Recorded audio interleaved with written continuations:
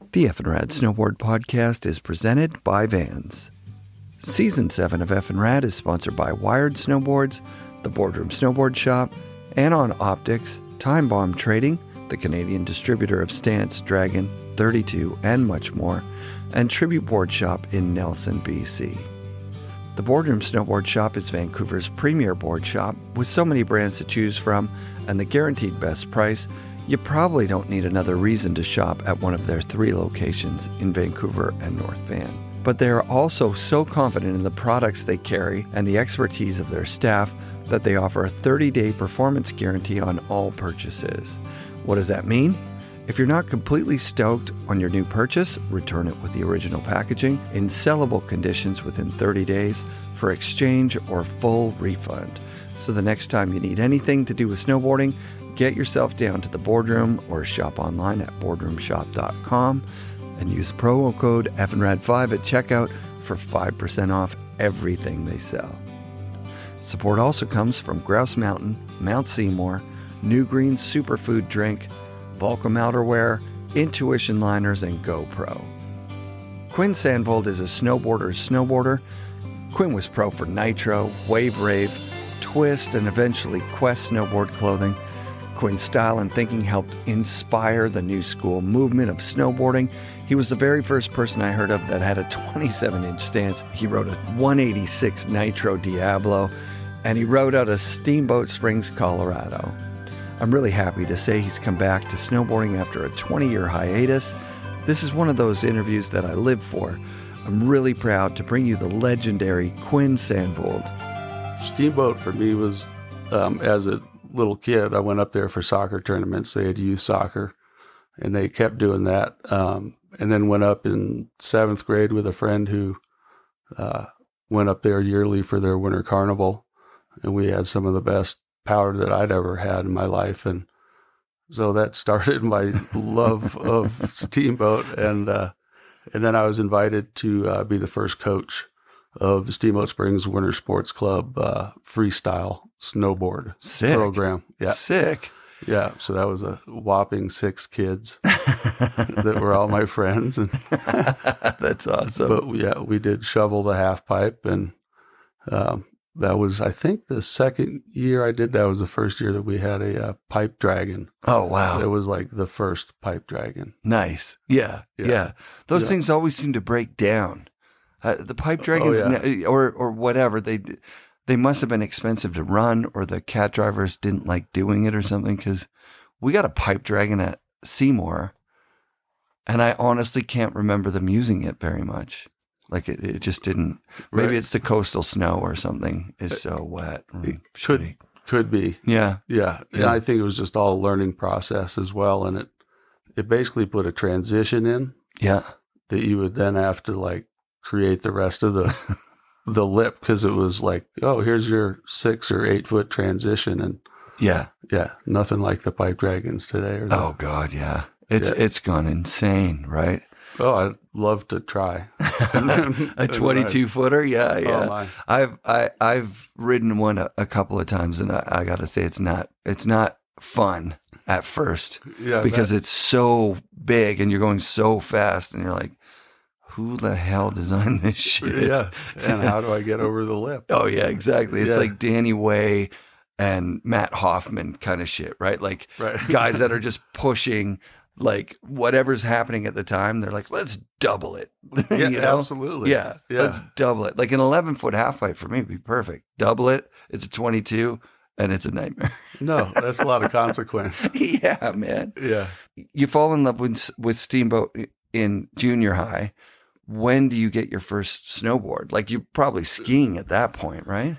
Yeah. We snowboarded a little bit. The first board that I remember a friend of mine had was the Sims.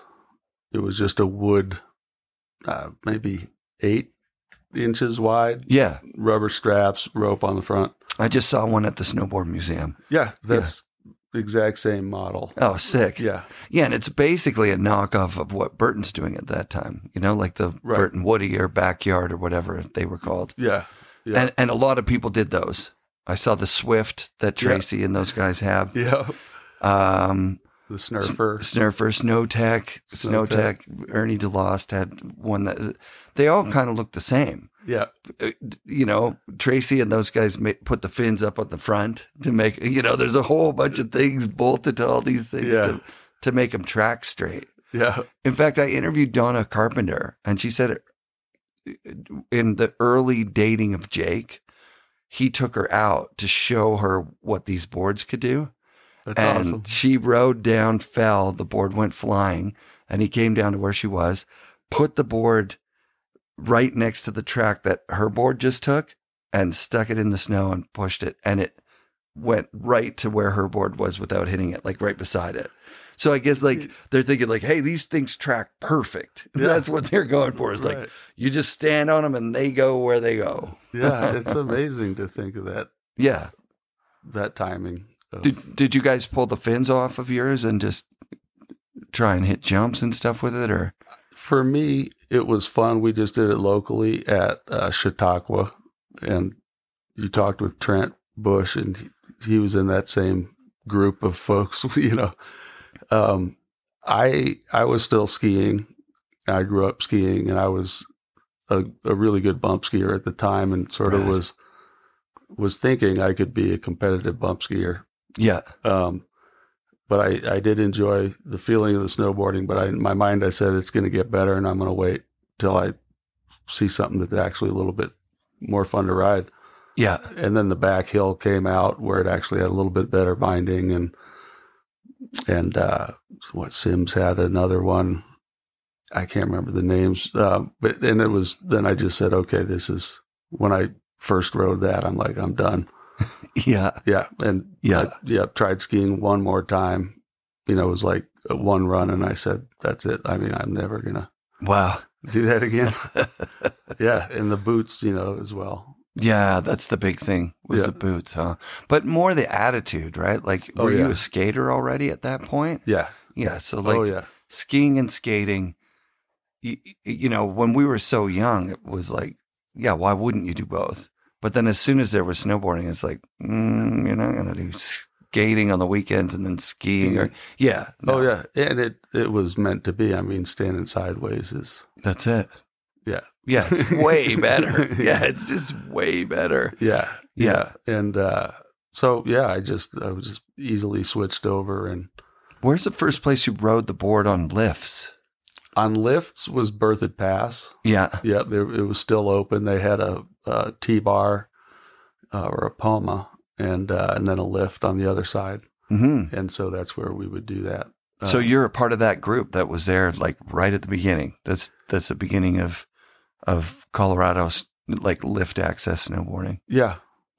Yeah. And those Poma lifts suck for those early boarders. They were tough. Yeah.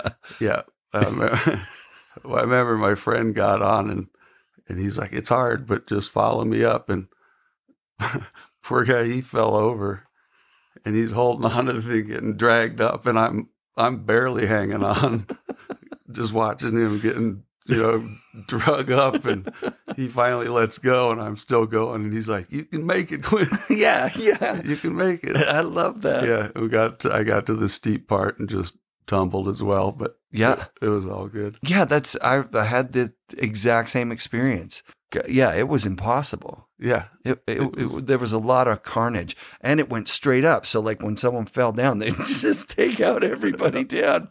Yeah, that's nuts. And fun. Yeah, and fun. Yeah. Totally addictive. Part of early snowboarding was being able to ride a T-bar. Yeah. You felt like, fuck yeah. Absolutely. This is badass. There was good style to it too. Like if you're holding the front, or when you got it so that you could get it behind you, and it would just like, then you could just be casual, look cool. Yeah. Instead of being like gripped the whole way up. Yeah. White knuckle in it. But the best is two people actually. Yeah. Like a goofy and a reg. That's the absolute best for a T-bar. Yeah. And then, later on we would push each other off. I can remember going to Baker and like somebody would literally push you as hard as they could when you would get off those steep in runs, Yeah. Oh, and that was a challenge in itself too. Just that last. Yeah. Chair 5 and 6. Like that was people would strap in on the chair. It was that scary. Right. Just to get off. Yeah, totally. So awesome. When do you start competing? Do you do the competitions? Is that how you get sponsored and the whole thing starts? Or yeah, I don't even know if we had like local like jump contests or anything, but we had the Colorado Snowboard Series, which they had amateur and professional. No, just amateur. I think it was all amateur. Yeah. It was. Oh yeah. So all those, and they had the East Coast Series, and with the Rocky Mountain, seemed to draw the most people to come and compete on that series. And it went all over Colorado, and those were the days. I mean, that was super fun. Yeah. Amazing fun. Yeah. Yeah. And small areas usually with super cool local crews. Everyone's kicking in, digging the half pipes. And yeah, I mean, it was truly the time of the making it happen for competitions. And yeah, and a lot of those guys were, you know, the guys that did go on to be our top pro competitors. Yeah. Well, there's the Green Mountain Series in the East, and then there was an USASA or something going on in the West.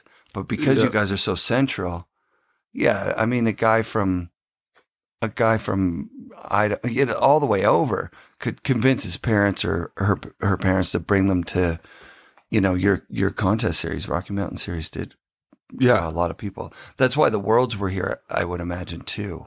Once they started doing those. Yeah. Breckenridge and Did you compete in those? I did not. Not the early ones. No, I was snowboarding, but at an amateur level, and really in awe. Did you go and see them? Yeah. Oh yeah. I was a spectator. For sure. Who was your guy? Terry Kidwell and Craig Kelly. Yeah. Were the two that I really appreciated style wise. Noah Brandon was another one that was just phenomenal. It's hard for me to place like those contests sort of mush together, and a lot of that time mushes together. Yeah. But yeah, I was just always blown away. Shaun Palmer did some crazy stuff that was, you know, I always looked up to him as a snowboarder and pioneer. He had so much passion. He still does. Yeah. Yeah. He was nuts. That's what I was saying to Chad. I'm like, thinking about Farmer being at A Basin and looking at all those lines around there, like I'd imagine it would be hard to keep him off stuff, you know, like, and your snowpack is notoriously dangerous. So I can't even imagine the shenanigans that guy got up to out here. Yeah. I mean, he was like true big mountain rider, but he could do anything, all of it. Yeah. You know, I mean, I saw him do stuff in small half pipes that was just like, what? Okay, that's really cool. Dope. You know, and that really inspired me a lot. You know, also people's attitudes inspired me a lot. You know, those different people that were just good. I don't know. I felt like better souls. Yeah, man. In it for the right reasons and stuck to their guns. Yeah, the bean counters are on the other side of that. Oh, absolutely. Yeah. Yeah, so competing as an amateur was great.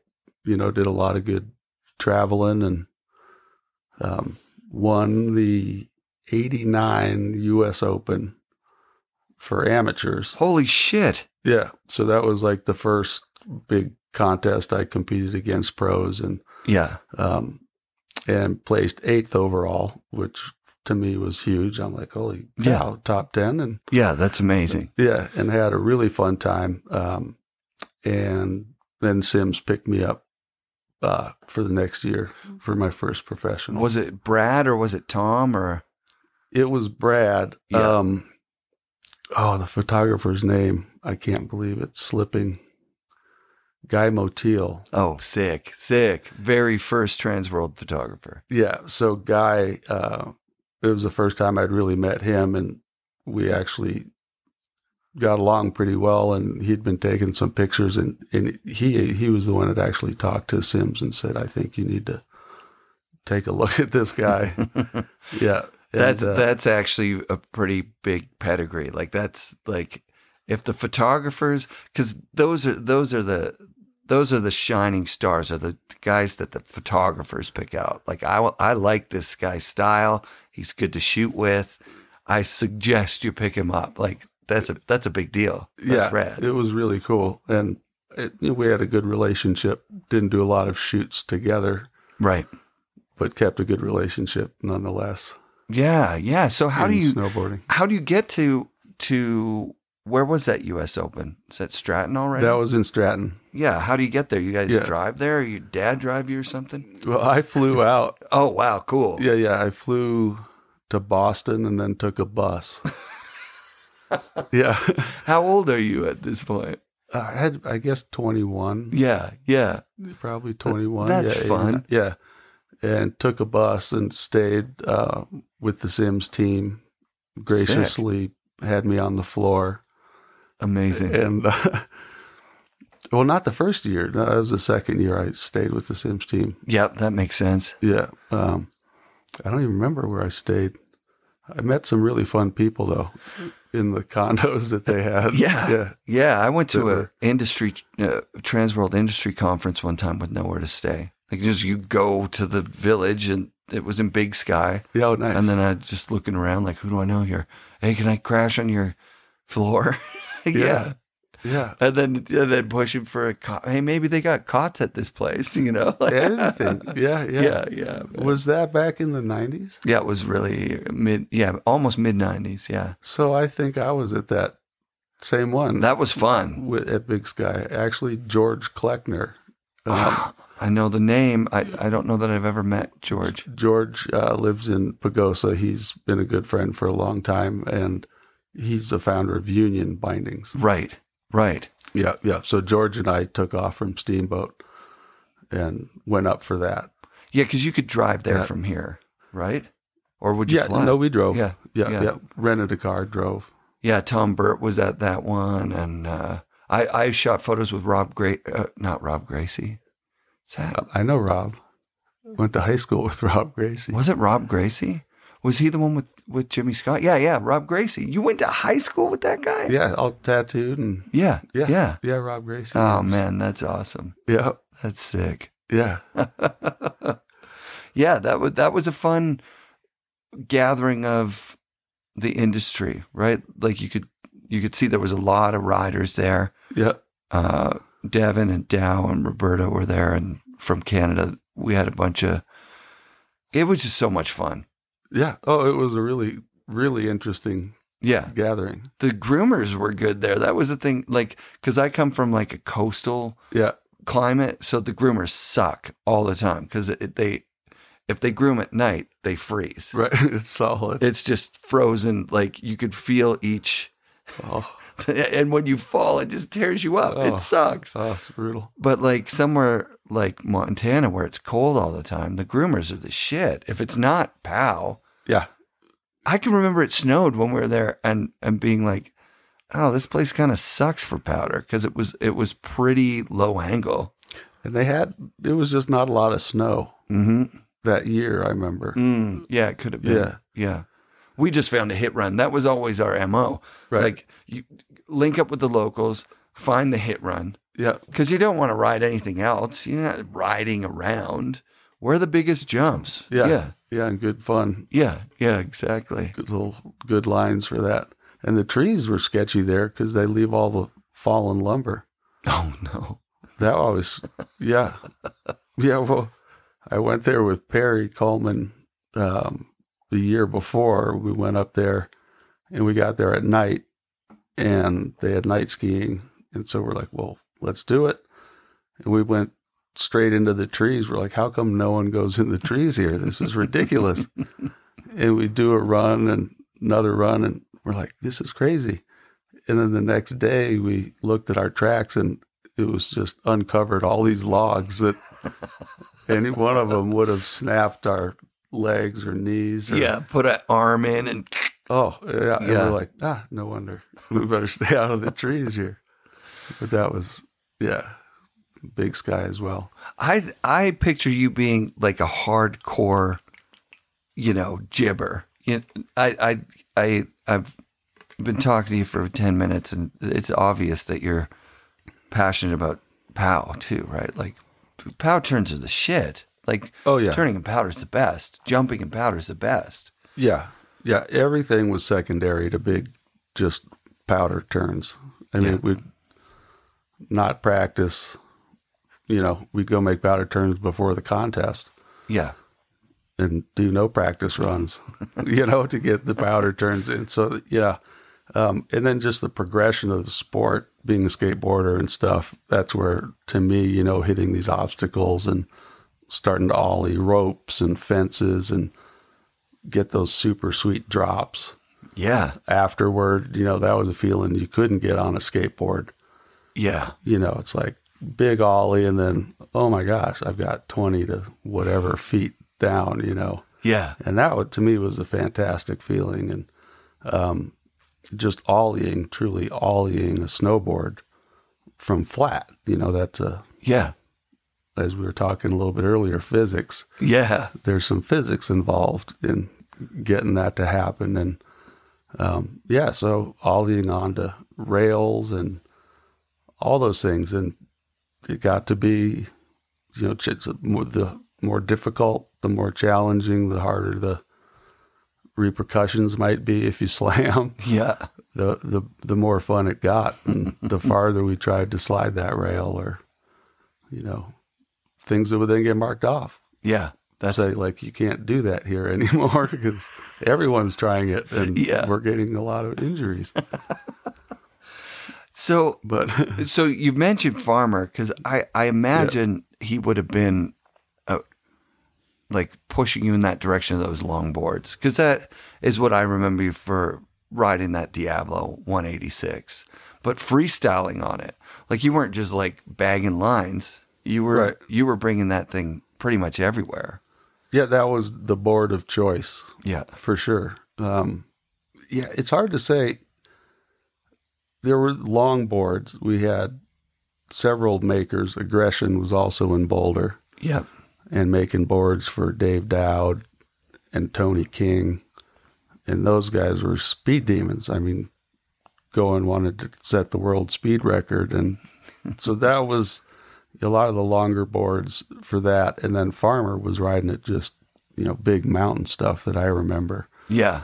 And we just had a different, when I moved to Steamboat out of Summit, it just, totally different vibe, much more mellow. And I think it just sort of pushed that, like riding for Nitro, having that board available and pushing the stances. Big time. Big time. Yeah. And that's the board that really did it for us to say this isn't okay. 17-inch stance way back on the tail. Yeah. It was like, board looks good, but where are we going to stand on it? Like, where are we going to stand on it? Yeah.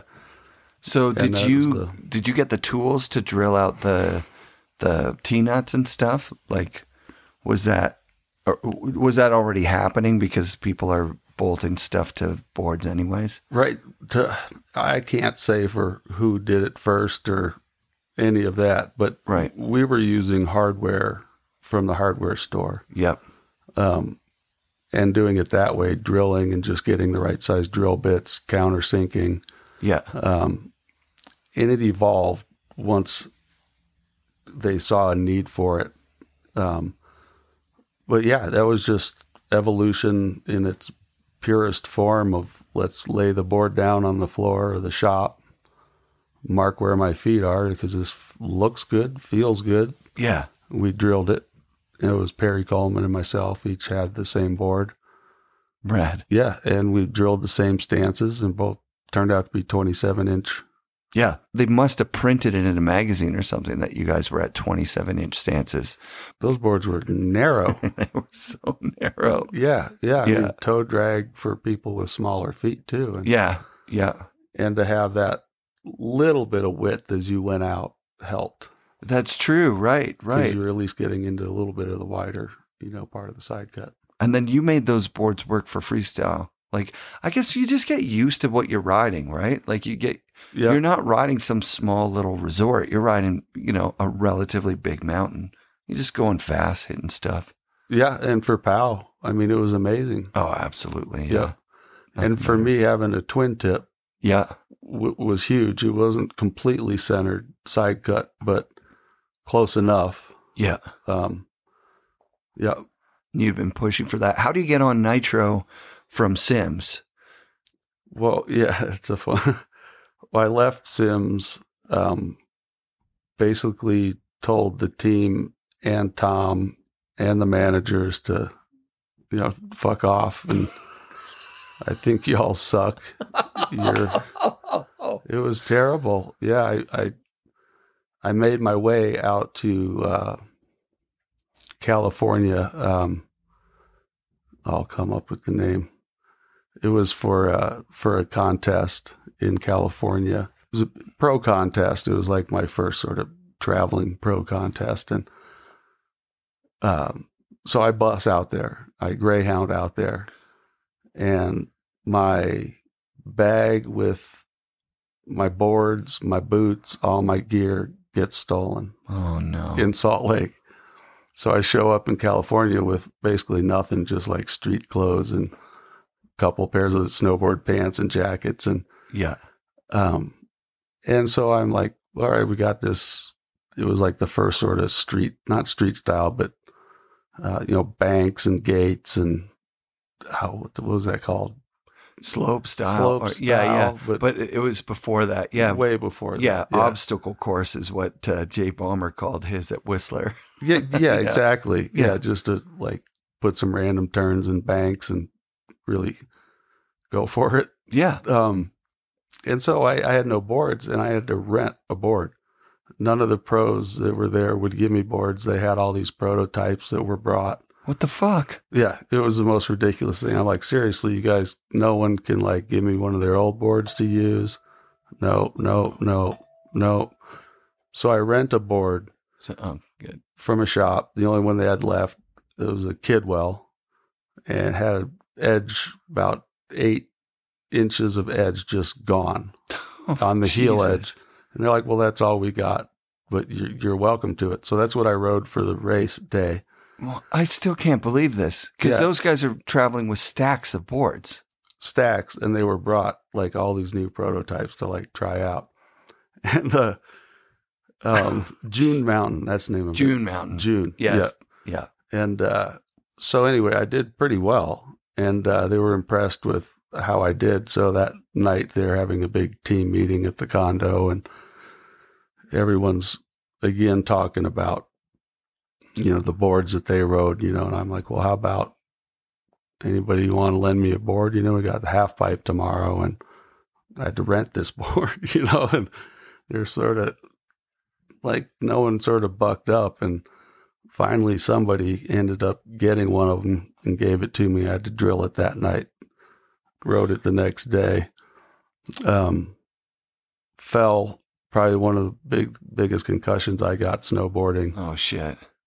Yeah, it was just icy pipe. Yeah. I mean, big for the time, really big icy pipe. And I was doing a backside 360 and just caught the lip, heel side, and just straight to the bottom. Oh. I mean, out cold. And came to, and it was Tom Burt and Steve Graham were the two people that I saw. Wow. And I looked at them, and in my mind, I'd been playing basketball. So when I was out, I was somewhere playing basketball. And so when I look at Tom and Steve, I look at Tom and I go, well, now I can see playing basketball. And I look at Grammy and I'm like, but you're way too little. You're way too short. What are you doing out here playing basketball? And we're sitting at the bottom of this half pipe and they're looking at me like, Quinn, what? Hey, it's me. Yeah. And how many fingers am I holding up? Yeah. And then I finally was like, oh my gosh, Tom, what's up? Steve, other people were there then, and nobody does anything about concussions at that point. No. I competed. I ended up trying to ride, not doing very well. Was surfing the next day, went home with Greg Tomlinson. I was staying with him and went back to Dana Point, was surfing the next day, not even thinking about head injuries. And so after that contest, I went up to Squaw Valley. Yep. And they're like, okay, we'll pay for all your stuff once you get up there. And killer. Yeah. So I was like, okay, great. And did a day riding and was like, how about the contest fee? They're like, oh, we're not going to pay for your contest fee. I'm like, well, are you kidding me? I'm out here from Colorado. I've done all this with you guys. And yeah, you paid for the bus. Like you're paying for your food. Everything. You're not at home. No, yeah. And being dissed from boards and treated and what's really the contest poorly. fee, like $20 or $50 or something? It was like $50 then. Yeah, it's a substantial amount of money. Yeah, at that point for sure. So I went back. They're like, no, we're not going to. And I went back to the condo, and it was this whole huge group of people, and I just basically was like, fuck you, all of you. From day one, you've treated me like shit. You wouldn't help me on any level. I'm like, I'm done. Like, I'm going to Colorado. I'm not going to ride a Sims board. I'm going to go probably win a contest and actually make some money. Yeah. And that was the end of that. Who was in the room? Was it like Tom and... everybody. Tom and... Kidwell and Kelly and Todd Richards and... Yeah, Wendell and Palmer. Wow, oh my God. I just called them all out. Like, y'all are fucking punks. Yeah. Like, fuck you, seriously. Like, that's how you treat someone that's on your team? Did somebody come after you like, Quinn, man, no, wait, don't go? No. I got a ride, and I can't remember her name right now. She was one of the top women racers. She did amazing in the gates and free riding. Yeah. She's like, oh man, I'll take you to the airport. Nice. Yeah. Nice. And just drove me to the airport, and she's like, good for you, Quinn. Like standing up for yourself. I'm like, yeah, that's just crazy. Like, who does that to people, And I don't remember how I actually got hooked up with Nitro, but probably a trade show. Would you go out to a trade show? Yeah, but I think someone came to me.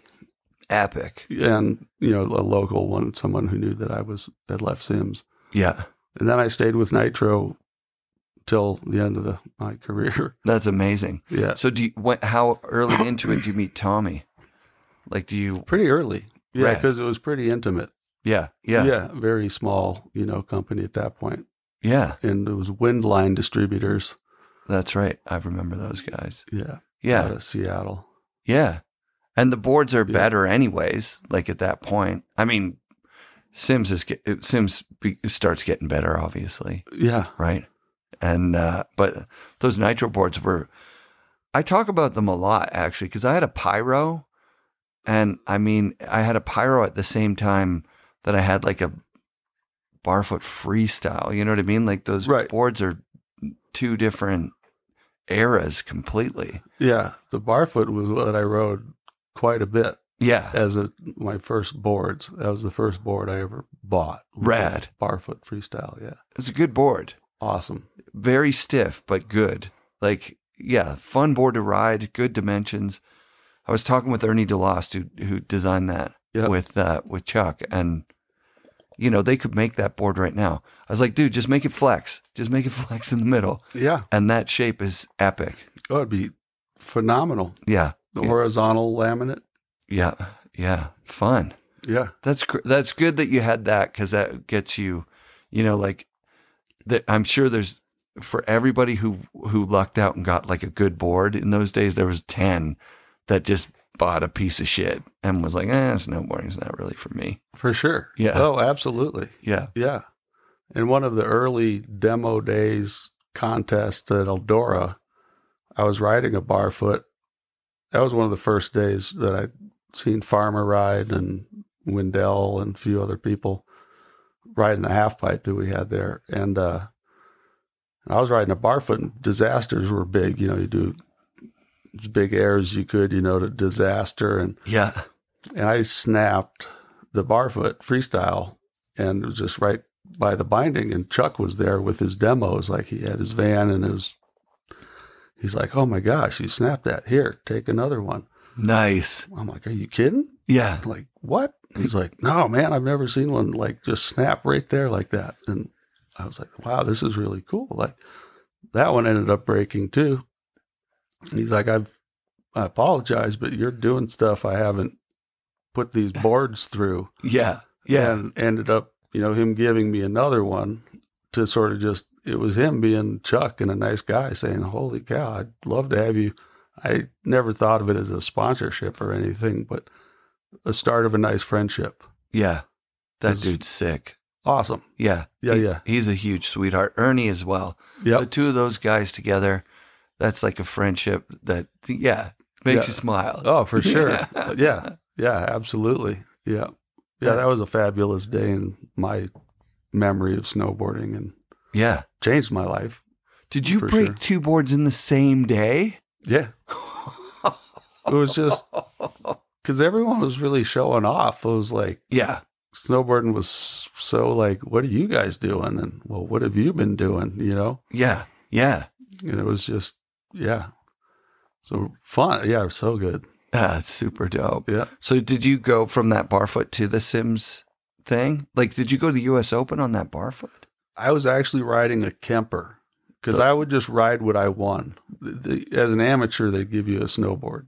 Oh, wow. Here's, You won the contest, and Kemper gave us a board. What Kemper was it? Kemper Freestyle. Was it the black or the white one because you're a kid? Or was it the green one? That green sort of. Oh, shit. You still have it? I don't. No. Oh, man. I don't have any of those older boards. I wish I would have kept them. Yeah, I'm looking for one for Jamie Salter. He's the guy that actually designed that thing. Oh, yeah. Yeah. Don't know him well, but I do know him. Oh, that's awesome. Yeah. That's incredible that you know him. So that was like the board that I had won, but if I didn't want the board, you'd sell them, and that's sort of how you made your living, was selling the board that you'd won. Yeah. Or whatever you'd won that you didn't like or want. Or If you were on those Kemper boards at that time, they were groundbreaking. Like, they were good absolutely. Boards. They were like a freestyle board. It said right on it, this is for freestyle. Yeah. And it was, even that first one was even a little more round and everything than the next one became more pointed. But I think that first one was really 5 years ahead, 3 years ahead. Even if it was a year ahead, it was, it was sick. It was well ahead of its time. Yeah. Cool. I think for sure. But then again, you had this weird stance option. But like the weird stance option was just those lines on the board. You could just put it wherever. But then you'd go outside the plate. Inserts? They had no inserts. It was just those lines. That's right. It gave you like a put your binding here and then drill it out or whatever. Right, with the wood screws, metal screws. But then you get outside the wood retention or the metal retention plate, and you knew it's not really designed for this wide of a stance, but you could do it. That's right. And then what Dave Dowd said yesterday? There's a photo kind of like him, like that on the wall of him dropping a cliff. And he goes, after that cliff, both my bindings pulled out. Both. And he grabbed his board and he just stomped the screws back in the holes and rode down the rest of the run. I can see that. What other option you got? Right? You got nothing. That's so good. Stomp those things in. I can remember going back to the car, you'd be riding a chairlift and you'd pull out a binding, oh no. And then by the end of the board, you'd have 30 screws in that binding. You'd just be, and sometimes you'd find, because the challenge was to find the fattest thread on a screw that that wasn't so long that it would go right through the thing, right?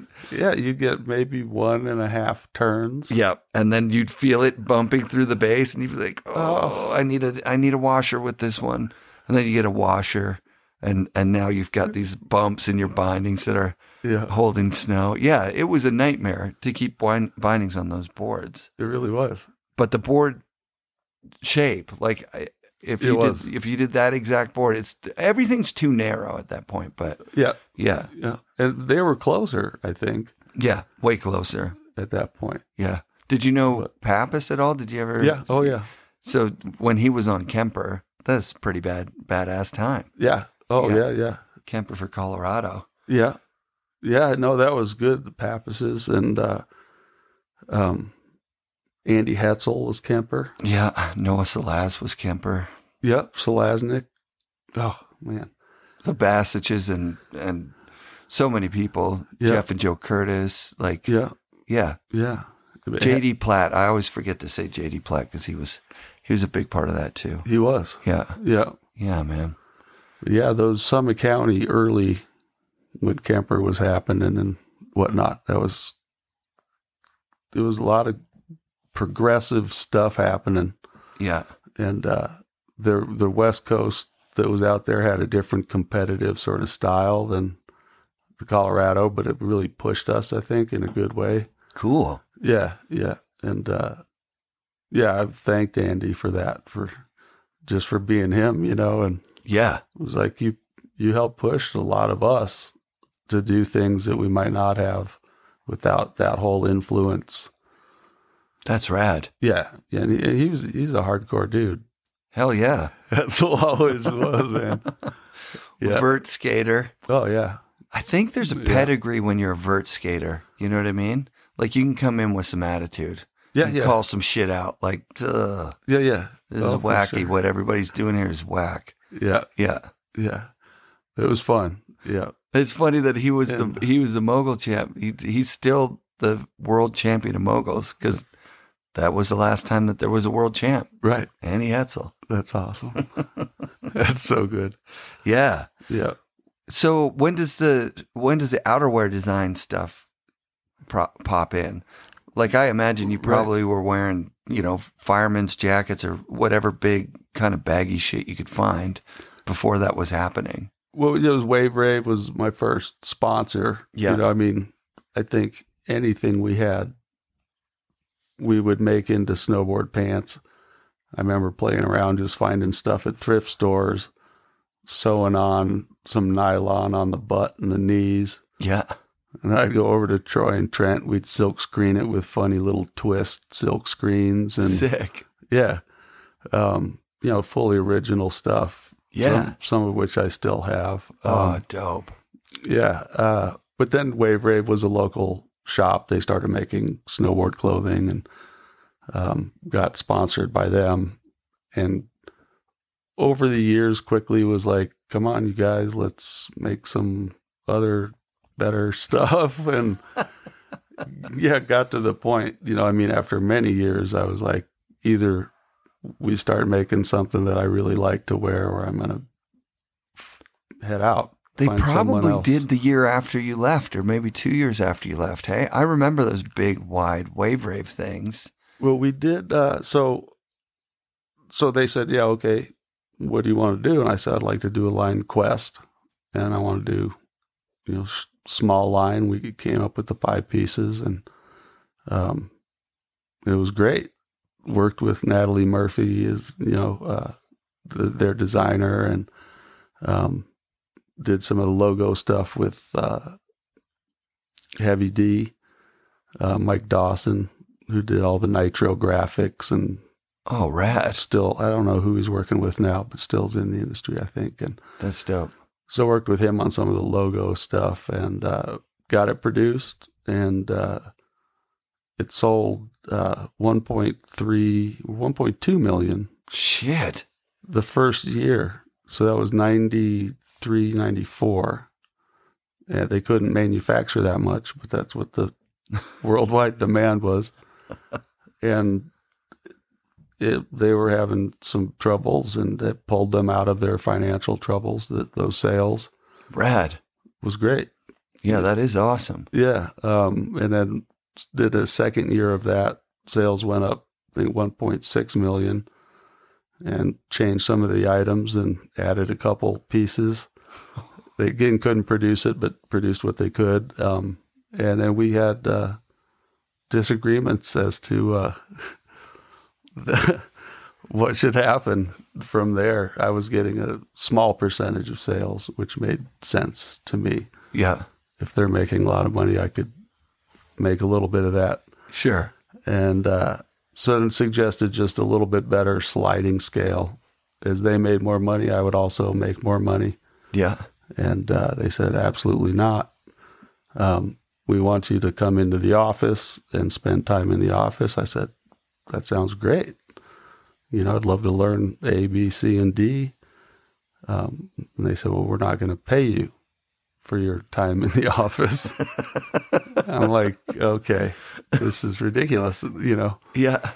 So that basically ended the relationship that they wanted to keep the contract the same.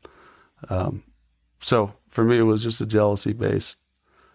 How can this guy snowboard and make money while we're in the office? It seems like when you come to the bean counter side of things, they diminish over time what it means to have someone with boots on the ground. Yeah. Someone who's riding, Yep. who's innovating, who can tell you, this cuff is too tight. These belt loops rip off. Yeah. Like, this shit sucks. Fix it. Yeah. Make it better. Yep. So that when I get it, like, I'm like, oh shit, Quinn's riding this shit. I want to have those pants. When I get it, they don't suck. Right. Yeah. Yeah. Otherwise, you got a bunch of suits in a warehouse somewhere saying, "Oh, this looks nice" or "This looks good." You see what's going on the snow. People are cutting their pants and sewing fucking denim strips down the side so that they're wider. They're bigger. And they're not tapered at the bottom. That taper was something that was there for so long that was just like... It was a remnant of skiing Yes. style. Yeah. That came over. It had to like fit around your boot. Yeah. Well, we don't have edges rubbing on our pant bottoms. Like, Yeah. Yeah. Or even if we did, who cares? Like, right at that point, yeah. Remember how ripped up your pants would be by the end of the season? Absolutely. Yeah. Yeah, You'd have slices in them from hitting rocks or whatever. Yeah, that's when that shit's awesome. Yeah, and you'd see the urban kids coming up actually wearing their jeans. Yep. And, flannels. Yep. Freezing cold, frozen, soaking wet, right? It's like, enough of this. Like, people want to wear what they want to wear in the snow. Mm-hmm. Yeah. Yeah. They want to look a certain way. There's an aesthetic that we're trying to pull off here that when you give us some clown pants with big knee patches and a scrunchie around the boot, I can't make this work. Yeah. Yeah. And the colors got crazy, and what you had to wear on a photo shoot, it's just like, you got to be kidding. Like, how did you deal with Tommy? This is something that when you were talking about the graphic designer for Nitro, those graphics stood out. Like the dragon graphic on the Diablo. Yeah. That shit's fucking like tattoos and dope. Like that was a really big part of, because you just get a board and the graphic would suck and you just spray paint it. Yeah. Sticker it up. Paint it. Yeah. Yeah. But the Diablo was actually sick. It was. And that's all Mike Dawson. I mean, he did all the graphic stuff. Yeah. So that in those early, I really had no say. Got it. Any of the graphic stuff. Yeah. Advertising. We talked about some really cool things on my wall. That one you can see right there. That was a concept idea that, Mike and I talked about. I said, I've got this really cool idea, having my dad shaving my head. That's your dad? That's my dad. Oh, dude, that's so sick. Yeah. And so, we talked about this concept while we're driving to Steamboat.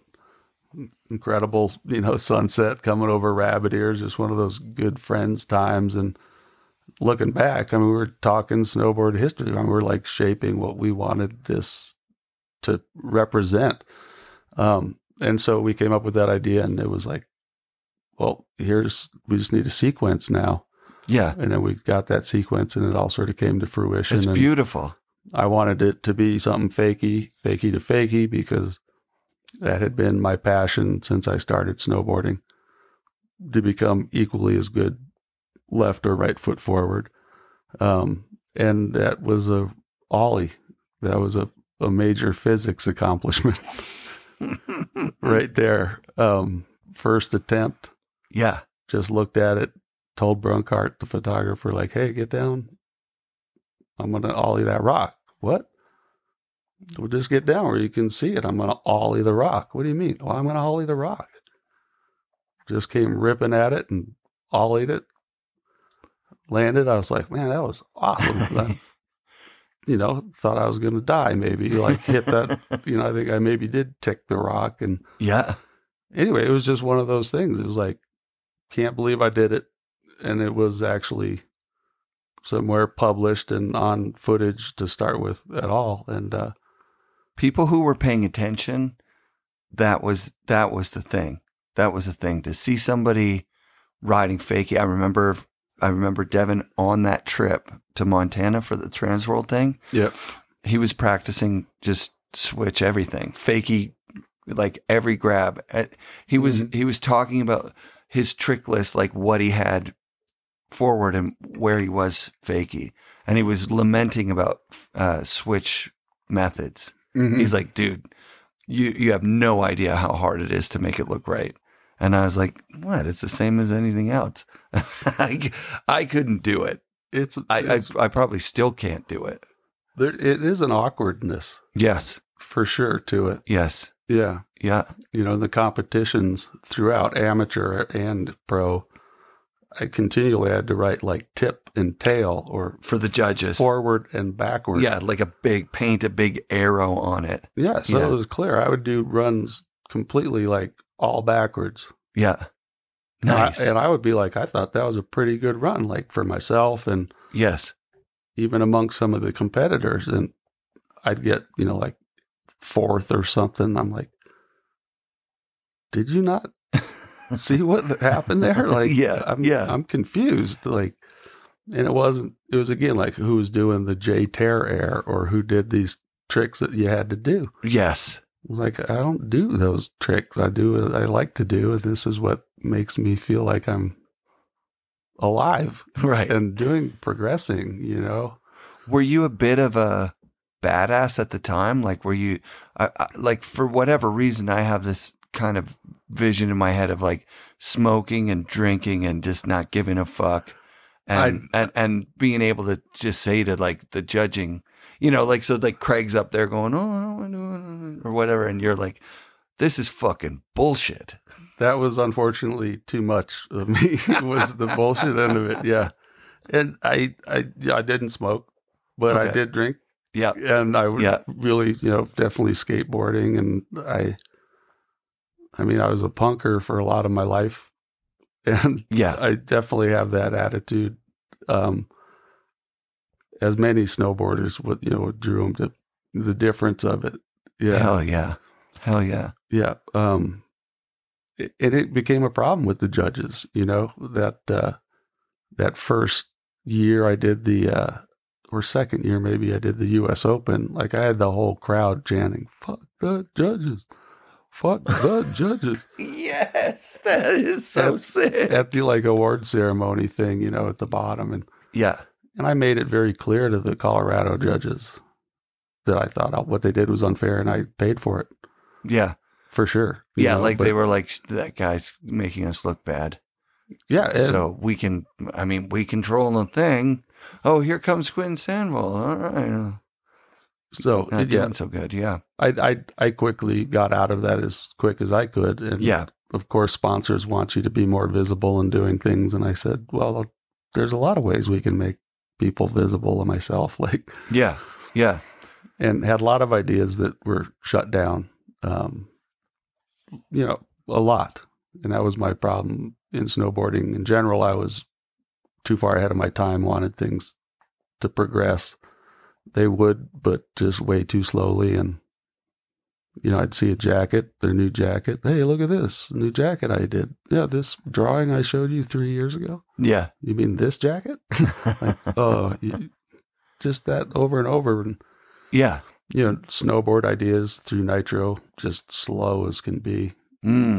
That's why I was asking about Tommy, because I was working with the distributor for Rad Air. Mm-hmm. And we would go into these meetings and go, okay, can we address the name again? Right. Like you change from Crazy Banana because it's Crazy Banana. Yeah. Harry would look at his partner and go, Rad Air, it's rad. It's a rad name, right? It's super rad. Yep. So, I could imagine having that same sort of issue with Nitro, although it had that USA feel. Like they were deliberately saying Nitro, USA. Yeah. Oh, for sure. Compete with Sims and Burton and That was their deal. upcoming Never Summer and all Yeah. these guys that are, people that were making boards that were making changes. Mm-hmm. You know, it's funny because I never got to ride these boards. I mean, I just rode what I had, the Nitro, and I'm like, man, that sure looks fun, even though I know Tarquin was breaking every other one or or whatever. They were working it out, right? Yeah. That's one thing about those Nitros. They didn't break until you drilled them. Like if you mounted them on the inserts, they rode really well. They were just straight Pele boards. They were, damp. And I remember feeling like a brand new board out of the bag. It didn't matter what board it was. Sharp edges, like the new flex. It was fun to ride. Yeah. Yeah. Yeah. Yeah. Until they died. Until they quickly lost their life. That's it. Yeah. A month into it, you're like, oh, I need another board. Yeah. I need something with that pop and that flex and the edge grip and all that stuff. Yeah. So it was, I never got to ride the board I really wanted to ride. Right. I knew I'd probably never get a pro model with Nitro. They had different people they were pushing. And what was going on with Jeff? Oh, Jeff Davis was playing the game. Jeff Davis, for sure. Well, they were, Utah based. It was just, that was the crew, really. But Jeff was a badass motherfucker. Like that. Jeff was awesome. Yeah, like awesome. The guy. Crippler, and like he was like he was going to be on Burton. You know what I mean? Like, or he was on Burton. He was going to get a pro model with Burton, and then they, decided against it, I guess. Yeah, and I never really even cared if my name was on it, right? As much as just make me a board that I want to ride, right? Please. Yes. That's all. Like, can we do this? What's the closest you ever got? Probably the prototype I showed you, that 176. It was a bit wider. Yep. But just, it didn't last. Yeah, you broke the nose or the tail on it right away. It just all fell apart. Oh, man. Yeah. It did, yeah. Yeah. Yeah, and we... do you remember Shift Custom Rides? Absolutely. The business that came out? Yeah. So it was Drew Hicken and Ken Kelly. Cool. They were not, actually that was the brainchild of myself, Perry Coleman, Mike Dawson. Pretty much the three of us started this concept for Shift Custom Rides. Yep. We brought in Tony King and his partner at the time, who had a lot of knowledge. They were making, they had a press that they could fully adjust. Cool. To make prototypes and autoclave technology they'd been working on. And we had board shapes, graphics, we had business plan all coming together to leave Nitro, start Shift Custom Rides. Yeah. Ken Kelly somehow got in and Drew Hicken somehow got in. People invested money. Yeah. We're ready to go with this. Drew and Ken took all the info, started it on their own. Oh, no. That's as close as I've gotten to riding the board I wanted to ride. Yeah. Which was not close at all. No. And they drove it into the ground. Yeah. I mean, it was horrible and a sign of the times. Mm-hmm.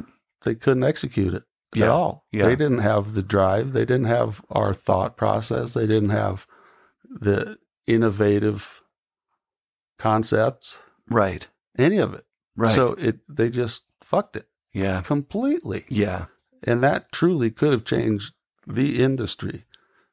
Our goal was to really start a prototype company that could turn around in, hopefully up to a day after you get things dialed in, but 2 to 3 days, here's 10 boards. Yeah. Yeah. Different flexes of 3 boards or whatever you want, shapes. And it was going to be truly different. And we were working on an edge, a true snowboard edge, with the local engineer. No way. Yeah. What would the difference be? Well, it would have been much stronger. Yeah, and they would have been seated in differently. It would have been used probably with skiing too. Yeah, because that's what happens. If you end up making something that's better than what's available, then your shit just takes over. Yeah. That's incredible that you were working on something like that. So the edges are still the same now that they've always for the been. most part. Yeah. The little things that they've added. Yeah. Materials and kinks. Yeah. And different, but Rob Dow figured out how to do a continuous edge with a single weld where they meet the tip and tail. Yeah. Yeah. I think he patented that even. That's great. Yeah. But it was just a matter of people not willing to retool. So we were willing to say, well, we're going to build a prototype factory. Yeah. And we're going to make these edges. Yeah. Dope. And they're going to go on our boards. Yeah. Do you want to be a part of these edges? Yeah. I think you probably will. Anyway, so that's truly what Ken and Drew stole. Right. Man, oh man. Was, yes. Yeah. I mean. Like a part of your soul. Like a big piece time. of your yep. creativity. And you had that all the way through, right? Like always. That was something that was, I'm more of a follower. You're more of a leader. Like I wouldn't have figured out wide stances and fat pants and stomps and riding on rocks on purpose, Yeah. I just went with who I felt I needed to be. Yeah. And it's always been pushing things forward. Rad. And if I couldn't do it, I'm working with someone. Well, why can't they do it? Right. It just didn't make sense, and over time, it's like, how much do I have to do for you to think that these are maybe valuable? Right. Ideas without stealing them. And that's just what it came to be. It was like, wait, I'm just giving this away. To me, it was for free. I was snowboarding for money. Yeah. But being a product developer and all that, as time went on, I thought that might be a separate job. Yeah, it should have been. Right. Than beating myself up and progressing the sport and that, my dream. Yeah. Yeah. But my dream was also to keep pushing the sport. So do you feel like maybe a lack of that bean counter mentality might have got in the way of that? Like, why didn't you ever find some seed money and do your own thing? Was it just easier to redirect a platform that already existed? Like take Wave Rave and create Quest or what? I thought so. Yeah. And I, to my credit, I was a loyal person. Yeah. To my sponsors. Yeah. But then also to my demise. Like I said, I didn't get to try a lot of different things. I could have probably been paid a lot better. Yeah. I probably could have gotten a pro model. Yeah. If I'd done some of these smaller companies, but I thought there was potential in Nitro. They made quality boards. They were doing things with the factory, but it just wasn't happening. Yeah. And when it did, it was, look what we came up with. And it's like, again, what the? Yeah. Show the drawing of this from 4 years ago, that meeting we had. Yeah. Why did it take so long? There's no worse feeling in the world. I've been at a meeting where somebody presented my idea that had said, that's the worst idea I've ever seen in my life. Like a week before. Yeah. And then is presenting it to the group with, look what I came up with. Yeah. And it drives you out of your mind a little bit. Actually, am I taking cuckoo pills? Like, what the fuck is going on right now? Yeah. And then even that outburst, like, I don't think I ever said anything that direct about it. Right. But like saying like, that's my idea. People go, well, why do you care? Who cares? Like, what's the big deal?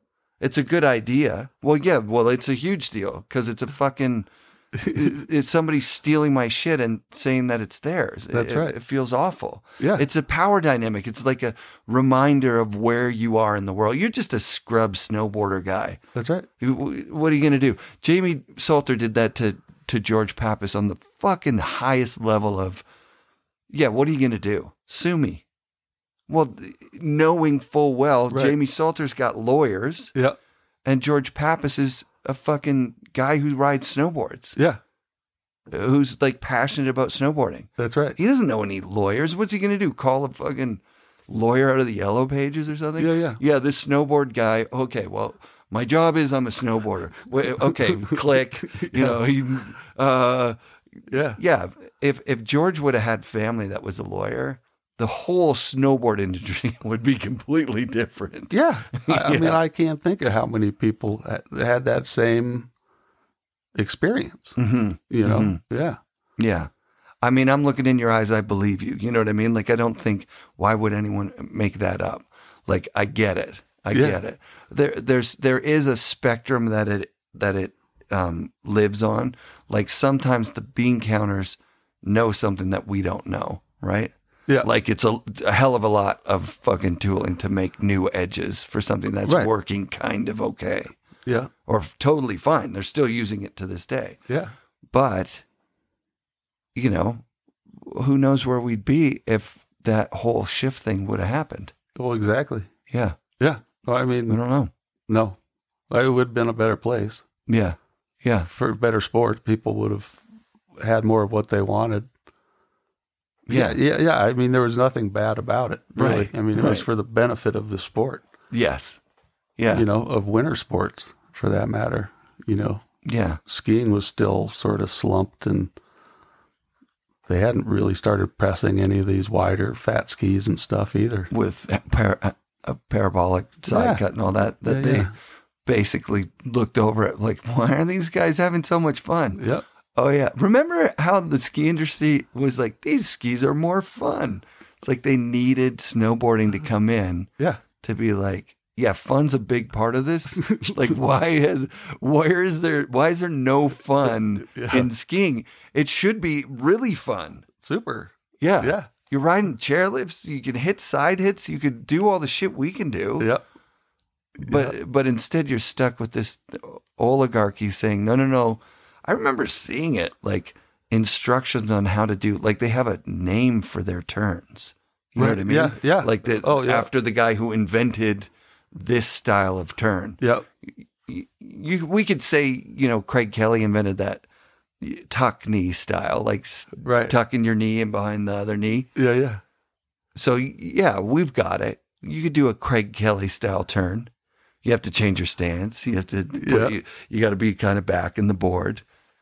Mikkel Bang, who's still currently one of the raddest pros in the world, rode Craig's board with Craig's stance. Nice. And you could see like, oh yeah, Craig's style had to do with everything, like the way he set his board up. Yeah. It's rad. Guy's epic. Yeah. Human. Epic human. Period. Yeah. Did you hang with him a little bit? As much as I could. Yeah. Not a lot of opportunities, but every chance I get, you know. Yeah. It was that way with a lot of the top people. Yeah. Yeah. I mean, I definitely felt like an outsider looking in, you know, just because, that's, I don't know, appreciate those that do well. Yeah. You know, it was just inspiring. Craig, from what I understand, was a consummate professional, like that he took it very seriously, what he was doing. He did. Yeah.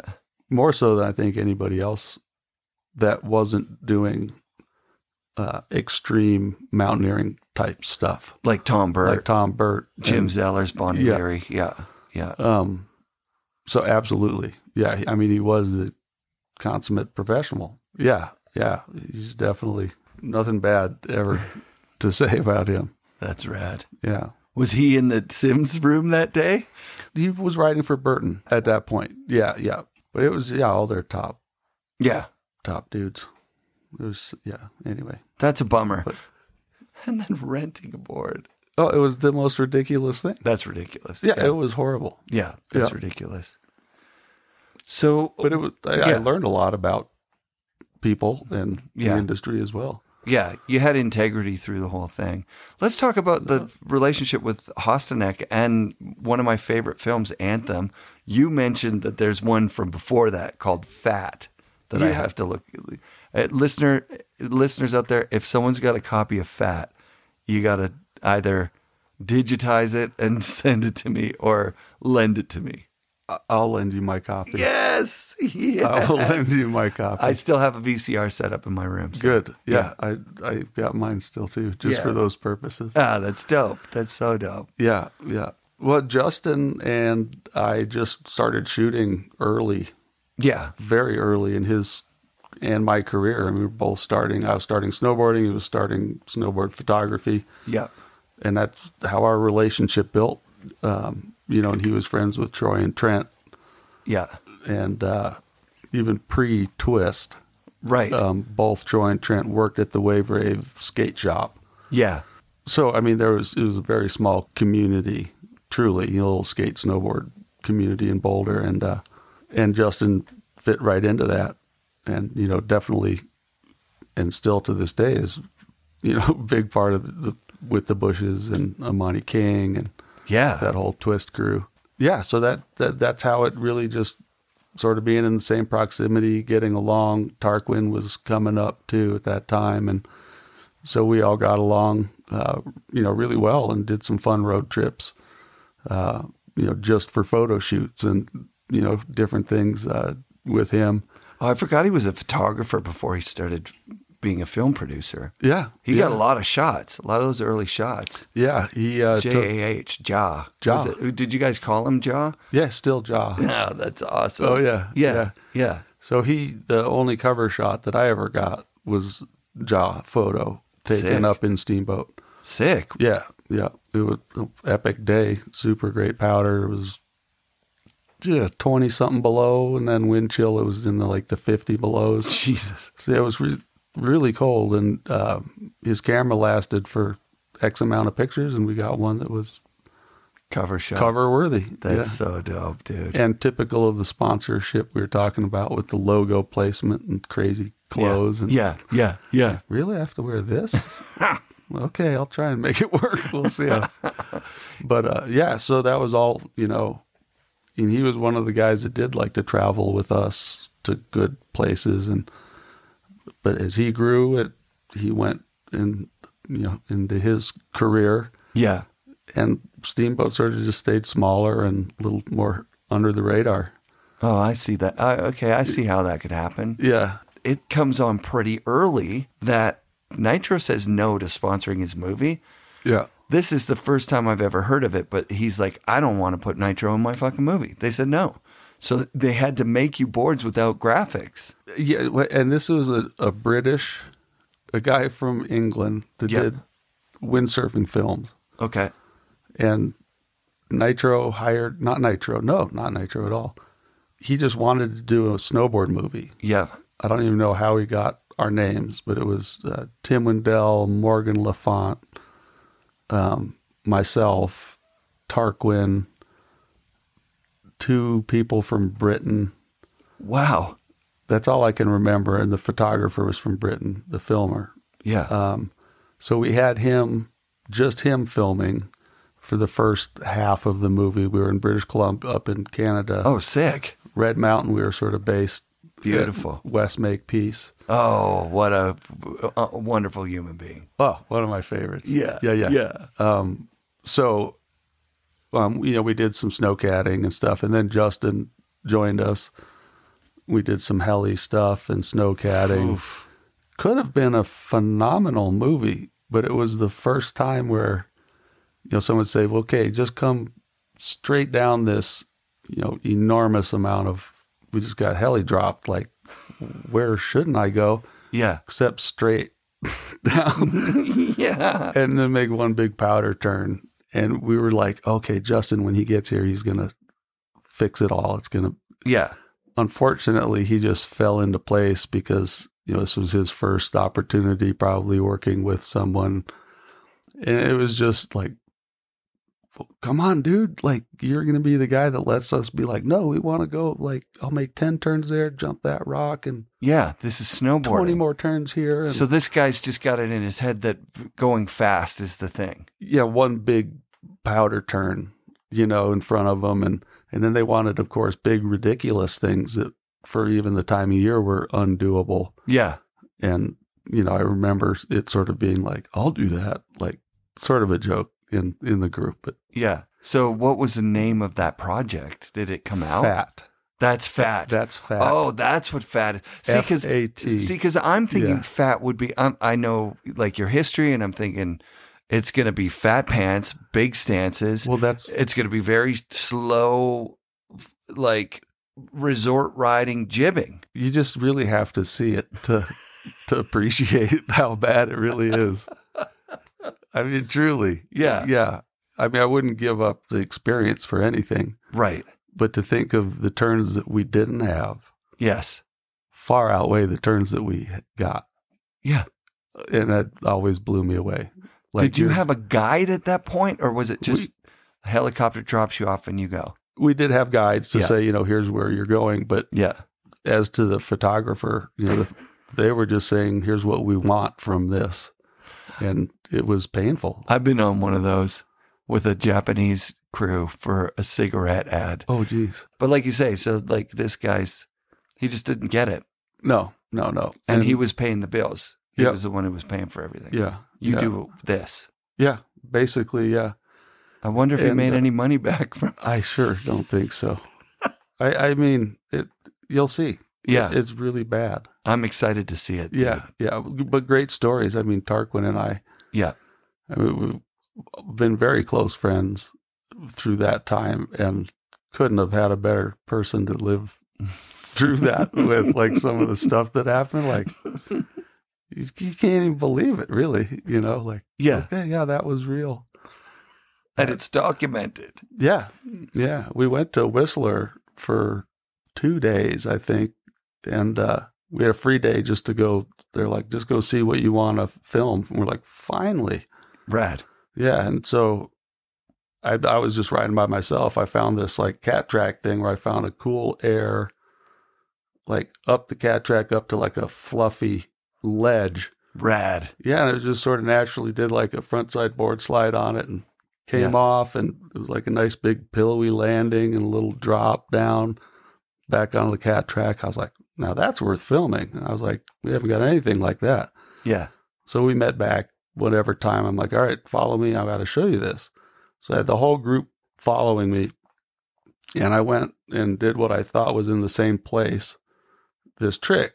It looked like it. So I went up and did my front board slide, got off and said, there's nothing to land on. Oh, no. But it was just like a tiny, like 2-foot little pillow.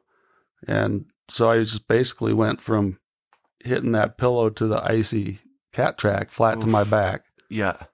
Out of body experience. For full on out of body experience.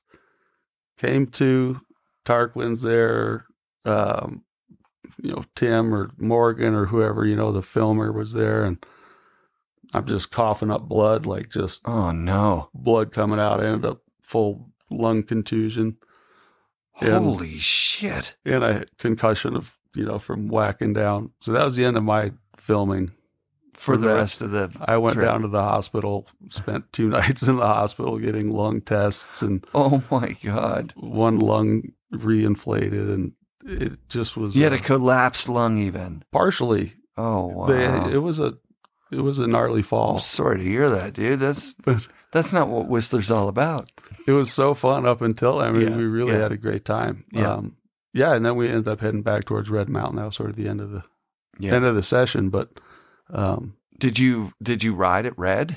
Yeah. You were all right. We did. Yeah. But because we had ridden there beforehand. Yeah. And that was good. The conditions were not good. And that was the problem. Yeah. We just never had good snow. And it happens. I mean, that's the job of it, I would imagine. Yeah. You got to fly around to wherever the snow's good. Yeah. And we did what we could. Yeah. And we had good snow, but just they didn't want us to make turns in it. It was just bizarre, so weird. Dude. Yeah. So then Hostanek, once he goes out on his own, is that Anthem is his first kind of real thing that he did? I think so. That was wicked. So good. The animation, the music was good. Your guys' attitude was the thing that stuck. Was a favorite in the shop. We would play it for years. We probably played that. That's awesome. And we would study the tricks and be like, okay, how do you do that? That's awesome. Yeah. Yeah. It was more a sharing of information of like, right. Oh, you could do that. Oh, okay, cool. Yeah. Yeah. And regionally too, it's sort of, at that time it would be like, oh, West Coast, East Coast, a little bit more like, oh, this is really cool to see that different flavor as well. It was one of the first things to take the piss out of snowboarding itself, right? All you guys with sponsors not running Headspace, go find another jump. Yeah. Like that was like what was really starting to happen was like, it wasn't the community anymore. All of a sudden, people would show up and be riding the thing you were riding yesterday.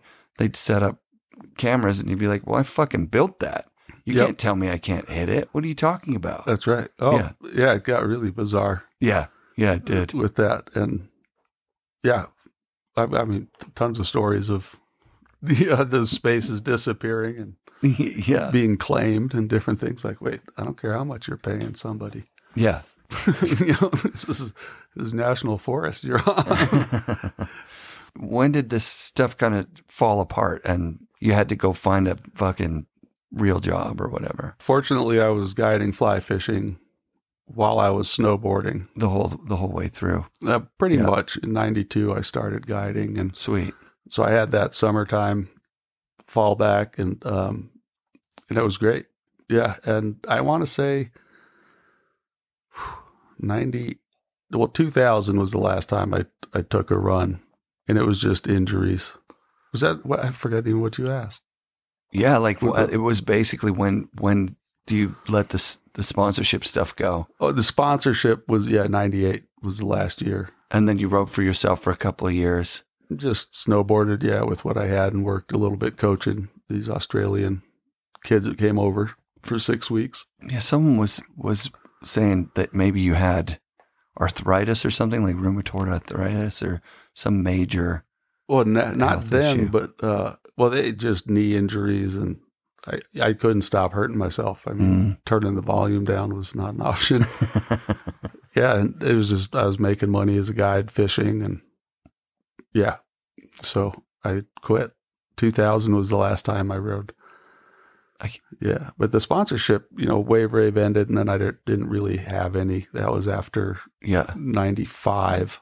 Yeah, and I didn't really have any sponsor. Rode for Nitro for a bit, but not a whole lot longer either. Yeah, and that was just the usual disagreements. I mean, they're like, we're paying you too much, and I'm like, what do you mean you're not paying me enough, nor utilizing my talents? Yeah. And all these other R&D, product development ways, and advertising. I offered to do clothing. Their clothing sucked. People they hired continued to make it suck. Yeah. Just never made sense to me. And then, so to me, it was so ego-based. Again, it just came back to egos. Mm-hmm. Pretty much all of it for me feels like it came back to egos in the industry, and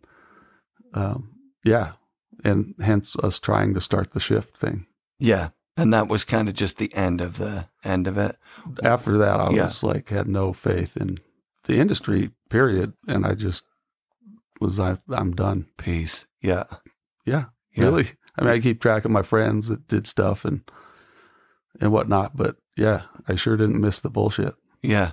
Well, you don't look like somebody who's been sitting around getting bitter about it. Like, even talking about it's pretty matter of fact, but you got like a smile on your face the whole time. Yeah. It was fun, right? Oh, of course. Yeah. I mean, it wouldn't change any of that stuff. I mean, maybe my attitudes, I wouldn't change anything. No, man, don't do that. No. No way. It would just, And now, fortunately, I've been in 2019, 2020, and now 2021, I've ridden all 3 years. Oh, sick.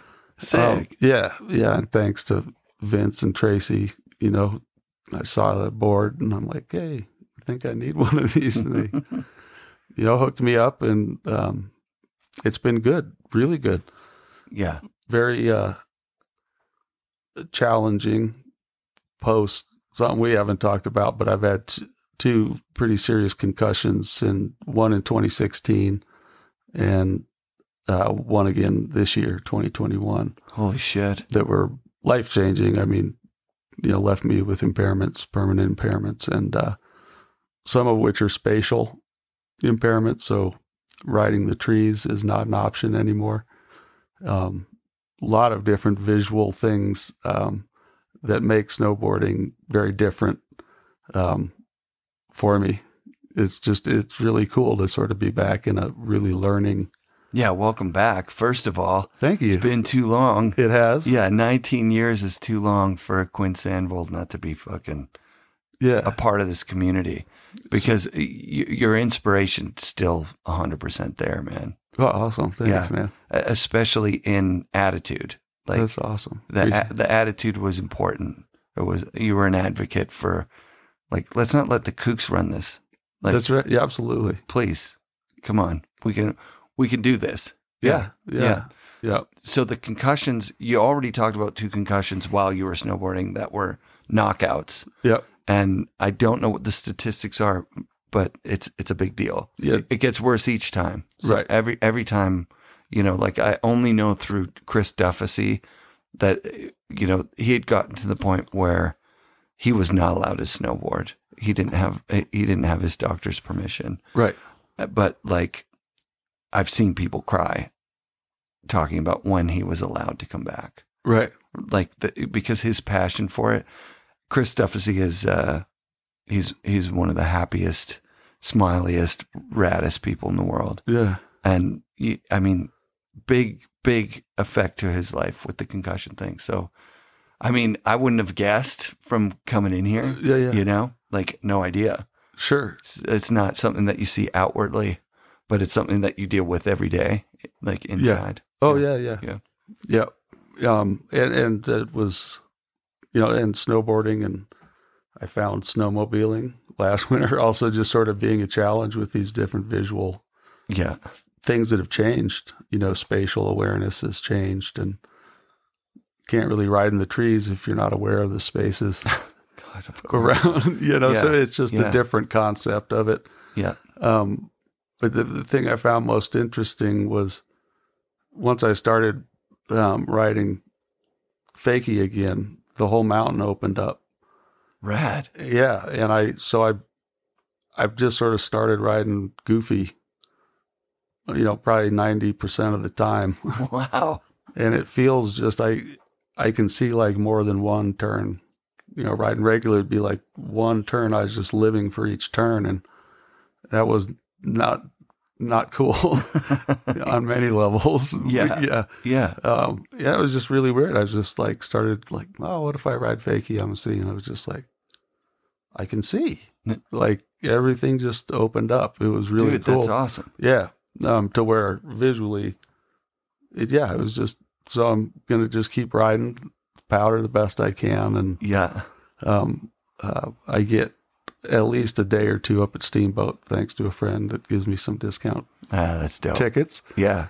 And then pursuing some backcountry stuff. Fun. So yeah, I've got my ski polk I made. Yeah. And I've been doing some, borrowing one of the demo split boards from Tracy and Vince at Never Summer, and did some good exploring last winter. Rad. And some overnight camping. And sick. Yeah. Yeah. Well, again, stuff I really wanted to do back in my 20s, and proposed to Nitro. Wow. Back then. Well, they were early on the split board, like way before you were there. They made a weird split board thing, like super early. Yeah. And this wasn't even as much about the split board, but just like, let's look at snowboarding outside of resorts. Wow. And it was like, let's buy 2 snowmobiles and rent a RV, and we'll just get the crew together and travel around. And they're like, no, that'll never work. Of course not. Of course, it was like 3 years later, that's exactly what the Burton team was doing. Everybody had to do that eventually. Yeah. And it was just, to me, a no-brainer. Like, you're spending all this money flying photographers and people around. Yeah. You take one of those trips, we could do everything we need to get and travel the country. Yeah. Follow the storms. And like, so anyway, things like that. That's incredible that you had that forward vision. And just flat out shut down. I mean, not even like, yes, let's explore this or whatever. But right. So it was things like that then I'm like, well, if they're not going to do it, I want to plan it with my friends. I'll buy my own snowmobile. We'll do these trips across the Continental Divide. Yeah. Or what, there's snow machine trails that go state to state, you know? Yeah. Anyway, so I'd like to do some of that stuff now while I'm hopefully physically still able. I feel that same feeling, dude. I got a sled last year. Oh, nice. And It's fucking challenging. But I'm learning to sled in the Whistler backcountry. It's a gnarly spot. Very gnarly. Yeah. It's fun, though. Oh, my God. It's so much fun. Like, that's the thing, is that what you're talking about, that vision you have for that thing, yeah, hell yeah. So you've already done some overnights. It's like... And my empowered snowshoes, like you're saying, just... Oh, yeah, totally. Snowshoe, split board, either way. Yeah, yeah. Yeah, and just trying to stay within my limits. I'm not doing anything extraordinary. Right. But again, from nothing to something is great. And then, I'm just so glad you're back at it, dude. It's been good. Yeah. My passion to really to keep me here is the outdoors and and that, survival instinct and wanting to explore and be outdoors and enjoy all it has to offer, truly. Yeah. And I think I'm hearing here, like, there's an exponential, there's a multiplier for head injury survivors on risk for suicides, like for like gnarly thinking, like it happens. Am I right on that? Or are you saying here in Colorado, because there's so much stuff here? What you said, was, I'm really glad that you actually said that, because I think it's so overlooked, even, among mental health professionals, as you bring it up, and there's just no understanding until people have passed already. And that fucking sucks, dude. To Big find time. out, the autopsy of the brain, and there's a lot going on in that. I think the NFL is probably on its last bit now because of how actually gnarly it is. And there's so many people. You should watch Learning to Drown. That's Jess Camira. She's had multiple head injuries, and she talks about it. Learning to Drown. I'll send you a link to it. That'd be great. Yeah. Yeah. And it's really a powerful piece about how suffering in silence happens with a lot of high-level athletes, especially in snowboarding. There's so much concussion stuff. Yeah. There's tons. Yeah, and other, I mean, just checking things off of a list for someone that's their whole drive. It does take a toll, and as you check more things off that list, it's a real challenge to get through and to a point where you do feel like you can do things again, even as small as it is. Mm-hmm. So I would love to bring more awareness of people that do have multiple concussions. We're starting right now. Yeah. Yeah. Just that it's overlooked. It is overlooked for sure. And the sponsors don't care that you bonked your head. Yeah. And you need a month or a year. The pressure there to... Yeah. Yeah. And then the PTSD, like there's a couple of people who've talked about it. Not so much on my show, but JP Walker, who's from Utah, has had times where, if he can't snowboard, then who the hell is he? You know what I mean? Like, and then he's putting that pressure on himself to perform, to rehab and get his shit. He had a break that was misdiagnosed by a doctor, so he rehabbed it like it was a strain, and then they had to re-break it, and he had to start all over again, like a fucking year of just torture, And to someone else's discretion is... Yes. Oh. Yeah, man. So it is really important to talk about. It's really important. How do you get support for yourself? Is it within your community, or are you taking care of yourself? Yeah, I do the best I can through, mental health. Yeah. I've got a good mental health team. Cool. After we're done talking in half an hour, you've got to head back to Canada, and I've got to go see my psychiatrist. Yeah, mental health practitioners are really important support for, anything you're going through that. I've done it several times. I've had probably a half dozen, maybe a dozen. Yep. And sometimes you got to just trade them out. That's You're right. like, this guy doesn't know what the fuck he's talking about. This girl's she's projecting her shit on me. That's not right. It's the right connection. Yeah. Once you get that, you can breathe. That's right. I mean, breathing is a big part of it. That's true as well. Yeah. Yes. Yeah. It's life. Yeah. The very first one, she said, okay, just standard intake questions. Are you eating 3 meals a day? And I was like, no. And she's like, are you sleeping 8 hours a night? I'm like, no. And she's like, okay, well, why don't you try that for a week and tell me how you feel, you know? And I was like, can't be that simple, dumbass. I got some serious problems. Right. But I did feel a lot better. True. I did feel way better. I was like, okay, I got to fucking keep going. Yeah. Is what it is. That's right. It's a keep going thing. It is Yeah. Yeah, it is a keep going thing. And it's also a chemical thing for a lot of people. And concussions juggle stuff around. I mean, there's no doubt. Yeah, and pay attention to how you feel and don't repress it. Truly, I mean, that's I think the hardest thing, because, like you said, outwardly, no one knows. You don't wear a Band-Aid on your head, exactly, big cast covering your skull saying "Don't touch." Right. You know, yeah. And then there's a risk factor. So all the neurologists, every doctor, well, what do I do? Don't hit your head. Right. That's the only answer, really. So you do have to protect yourself and still try and live to something that, you know, keeps you happy. Yeah. Without checking that off the list. Right. Off the list, yeah. Right. Dude. So I'm just like psyched to be back and healthy enough to move forward with snowboarding again. I'm so happy that we had this conversation, dude. Me too, Eric. Like, so a pleasure to meet you. It was a real pleasure to meet you too, and I've been a fan for a long time. And you've affected my life in a very positive way. That's really cool. And part of the reason that I'm here today is because of your snowboarding and your attitude.